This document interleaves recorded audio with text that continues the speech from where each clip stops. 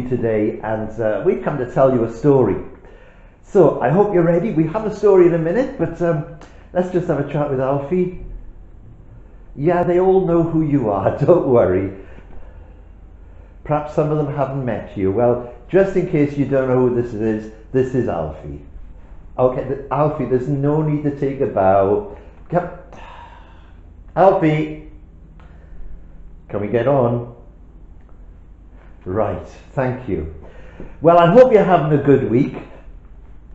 You're having a good week. Oh, I'm so glad. Can I get on talking to the boys and girls? Okay, thank you. Well, as I say, I hope you're having a good week. We're enjoying things again because we're able to see our friends a little bit now, aren't we? We can go to the park and we can meet people outside. It's been quite difficult not being able to meet with people, and sometimes we can really miss our friends. But Alfie, can you imagine what it would be like if you were told that you couldn't meet your friends or your family or anyone else forever? Wouldn't that be awful? It'd be terrible. But that's what our story is about today. Our story is about a group of men who had a very serious illness. No, it wasn't COVID, it was worse than that. It was a thing called leprosy. And these men, because there was no cure for leprosy, and because leprosy was really contagious, they had to live away from everybody else, all on their own. They couldn't see friends or family. They just had to live outside the town, and I think they were very lonely. But one day, they heard some exciting news. They heard that Jesus was coming to town. And they'd heard all about Jesus. They heard how he made blind people to see. And he made deaf people to hear. And lame people to walk. And they thought, wouldn't it be amazing if he could cure us and make us better? So they went looking for him. Now, you know, they couldn't go near other people. Yeah, a bit like social distancing, but this was more than 2 meters. They had to keep way away from everybody, right the other side of the road. As they saw Jesus coming, they shouted with a loud voice, "Jesus, can you help us?" And you know, amazingly, Jesus walked right up to them. And he said to them, "If you want to be made well, go and see the priest. Show yourself to the priest, because only the priest is able to say if you're cured or not." Well, they believed Jesus, because they turned round and started walking off into the town where the priest was. And as they went, suddenly they saw something happen. You see, this horrible disease, it made their hands all twisted and their face was disfigured. And it got worse and worse as it went on. But suddenly as they went along, one of the men turned to the other and said, "Hey, your face, it's back to normal.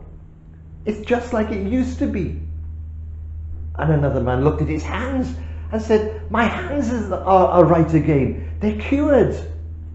And they all looked at each other. And every single one of them were exactly as they should be. There was no sign of leprosy at all. How do you think they felt? Excited, yes. They were so excited. They were jumping and laughing, and they were so pleased.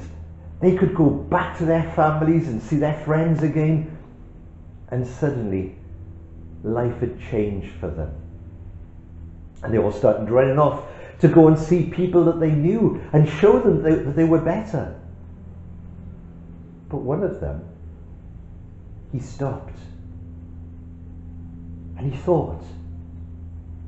And he turned round and walked back the way he'd come. Until he came back to where Jesus was. But when he saw Jesus, do you know what he did? He knelt down in front of him. And he said, "Lord, thank you for making me better." Jesus looked at him and smiled. But then he said, But what about the others? Weren't there 10 of you altogether? Where are the other 9? Didn't they want to say thank you? And the man shook his head. You know, Jesus was pleased and yet sad. He was pleased to see the man so happy, but he was sad that the others hadn't even bothered to go and say thank you. He said to the man, your faith has made you better. Go, enjoy your life. And the man went, and he had a completely different life from there on. A happy one. But you know, boys and girls, there's something for us there, and something for you too, Alfie. Always remember to say thank you. Yeah, Jesus did an amazing thing that day. But imagine if somebody's done something really special for you and you forget to say thank you. It's really good to say thank you. And of course, one of the people we need to say thank you to is Jesus, because he's given us so much. And above all else, he came into this world so he could die on the cross because he loved us, and we need to say thank you for that. Don't you think, Alfie? Yeah. Yeah, that's right. Thank you is a good thing to say. Boys and girls, it's been great talking to you. Hope you've enjoyed the story, and see you again soon. Bye for now.